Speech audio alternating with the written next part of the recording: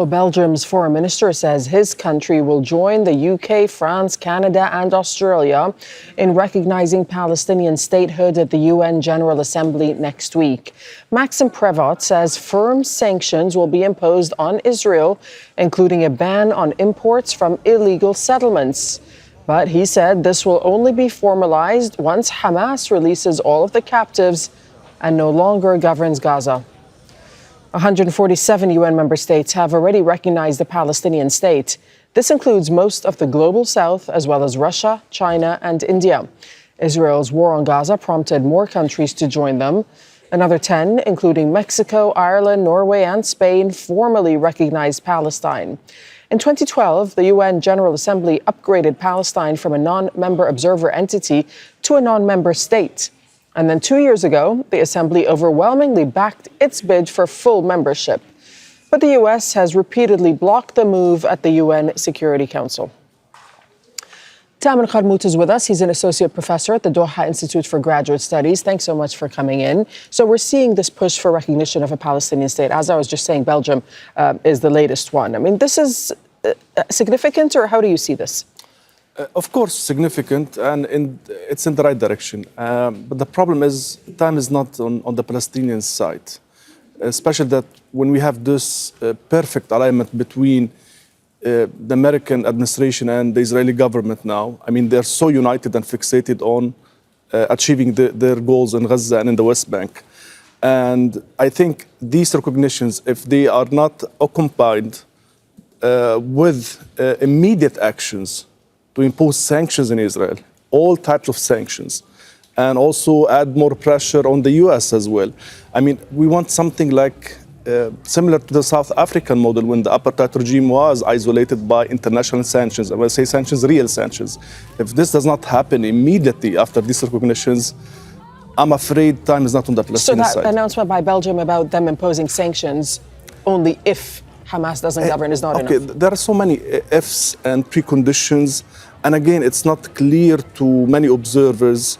What are the benefits, the actual benefits for these recognitions for Palestinians? Yes, they're important, but they have to be followed by tangible, measurable actions. So if you recognize a state, then you establish an embassy, and then you realize that this state is facing a genocide, then you have to impose severe sanctions on the opposite side, Israel.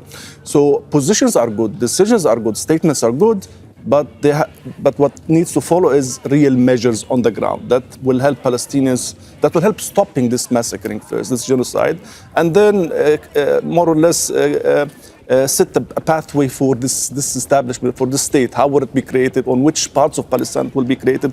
There still needs, there is some ambiguous parts of these recognitions that need to be more clarified. The people need more clarity on it. Speaking of statements, the U.S. president has been speaking, and this is what he said. He said that Israel must end the war in Gaza. Israel may be winning the war, but in the international arena, Israel is losing.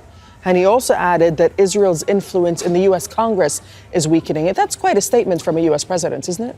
Yes, and it's very important. And it hints of these important changes inside the U.S. If it comes to the public, to some congressmen, you know. But again, I mean, that's Trump. Trump has been saying these things so many times, and similar things, similar matters even on Ukraine. But eventually, he's keeping Israel's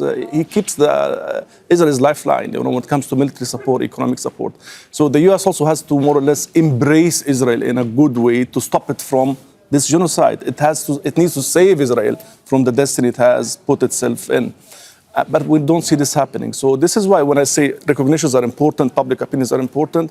But again, Gaza, Israel now has started staging the next phase of the war on Gaza. If Gaza is fully destroyed, then there's nothing left practically from the Gaza Strip. What do you think Israel is trying to achieve right now in Gaza? Because we know that it's trying to get into Gaza City, trying to seize it. But it's one thing to seize Gaza City. It's another thing to hold on to it, right? What's it trying to achieve?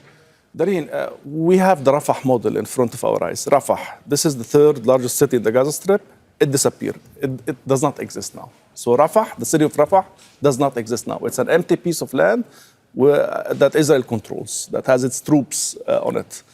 If that's the scenario waiting for Gaza, then it's horrifying. Because Gaza is literally the largest city in the Strip. It hosts more than 1 million people. If Gaza's destiny becomes like Rafah's destiny, then there is nothing left of Gaza. What's left is a small concentration camp for these 2 million Gazans awaiting for the next step by Israel, whether it's expelling them or I don't know. I mean, the Israelis have to answer for this. But so far as we talk, Israel has started bombarding Gaza as well. They are demolishing entire neighborhoods as we talk. And their plan is moving. And yes, we hear statements from Trump, but again, statements, yes. So these recognitions, again, very important, but has to be followed by immediate measures. So Israel feels the pain and isolation and pays for its crimes in the occupied territories. Okay. Tamer Qarmout, thank you so much for your analysis My this pleasure. morning. Don't miss out. Get the full picture. Subscribe to Al Jazeera for reliable news, expert insight. Like, share, stay ahead.